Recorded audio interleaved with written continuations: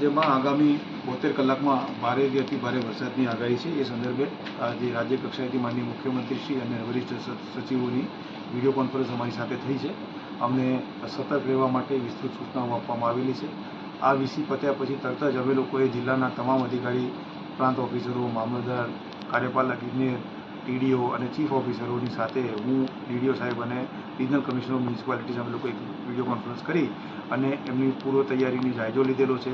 ક્યાંય પણ જગ્યાએ કોઝવે હોય અને એને કારણે જો પાણી ભરાવાની સંભાવના હોય તો કોઝવેમાં કોઈ માણસ પોતાના સાધન સાથે ન ઉતરે એના માટે રોકવા માટે સ્થાનિક તંત્ર, પોલીસ તંત્ર અને કાર્યપાલક ઇજનેરશ્રીનું તંત્ર બધા સંયુક્ત રીતે કાર્યરત થઈ અને કોઈપણ પ્રકારની આપણા જિલ્લાની અંદર જાનહાનિ ન થાય એની ખાતરી કરીશું।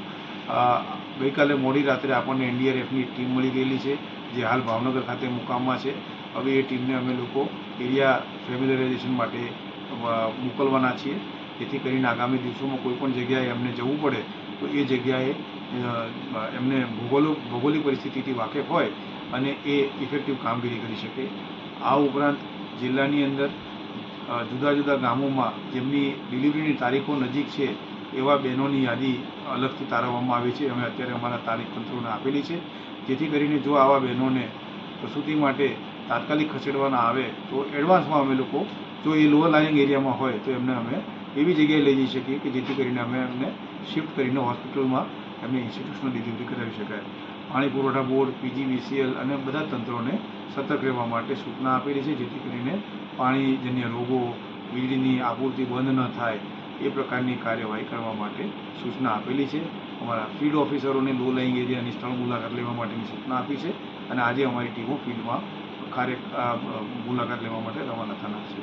મારા બંને સાથી અધિકારીઓ પણ મારી સાથે છે, એમણે પણ પોતપોતાના વિભાગના તંત્રને આ બાબતે વિસ્તૃત સૂચનાઓ આપી છે। તમામ ગ્રામજનો, તમામ નગરજનો અને નાગરિકોને વિનંતી છે કે જ્યાં આવા પ્રકારના લો લાઇંગ કોઝવેઝ છે કે જ્યાં આગળ પાણીનું ઓવરટોપિંગ ટિપિકલી થતું હોય તો એવા વિસ્તારમાં જ્યારે સ્થાનિક તંત્ર તરફથી મનાઈ કરવામાં આવે તો બિલકુલ એવા પાણીમાં જવું નહીં।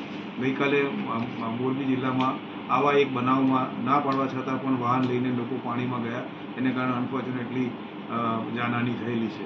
આપણે આ પ્રકારની બનાવ આપણા જિલ્લામાં ન બને એના માટે આપણે સૌ તકેદારી રાખીએ। સલામતી આપણા સૌની સામૂહિક જવાબદારી અને ફરજ છે। એટલે હું આપ સૌને ફરીથી એક વખત વિનંતી કરું છું કે જ્યાં જ્યાં જરૂર જણાય સ્થાનિક તંત્ર તરફથી આપને જે કોઈ સૂચના મળે તેનું આપણે અવશ્ય પાલન કરીએ અને કામગીરીમાં સહયોગ આપીએ। ધન્યવાદ।